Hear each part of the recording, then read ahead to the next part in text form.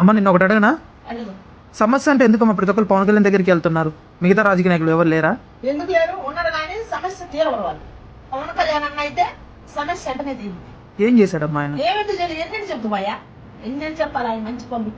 ఒక్కటే రోడ్లు లేని వాళ్ళకి రోడ్లు వేయించాడు, నీళ్లు లేని పేద ప్రజలకి మంచి నీరు అందించాడు.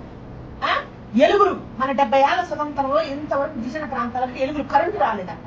ఎంత సేకట్లో మధ్యను అట్టాటి జీవితాలలో ఎలుగులు నింపారు. ఎలుగులు నింపితే ఇంకా గిరిజన ప్రాంతాలు ఎన్నో ఉండే ఎలుగులు లేని వాళ్ళు పవనన్న ఫోటో తరిగించుకొని వృత్తాలు తరిగించుకొని పవనన్న కోసం ఎంతమంది నిలబడి అద్దీ అని అర్థించారు.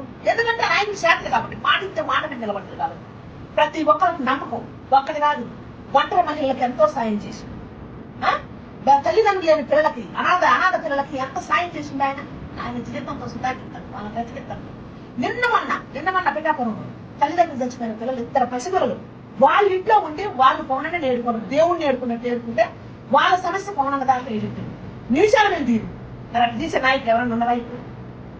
అందుకే పవర్ స్టార్ పవన్ కళ్యాణ్ నేను నమ్మిన వాడు దేవుడు గొప్పవాడు ఆయన. అందుకనే ఆయన పేరు పెట్టినా ఏం పేరు పెట్టినా మన బ్రహ్మంగారు ఆనాడే చెప్పింది, పాపం పెరిగినప్పుడు అధర్మం ఎక్కువైనప్పుడు నేను ఏరబొగ వస్తరాయిగా కొడతానమ్మా అని చెప్పింది. ఆ రూపంలో మన పవర్ స్టార్ పవన్ కళ్యాణ్ వచ్చిండే నేను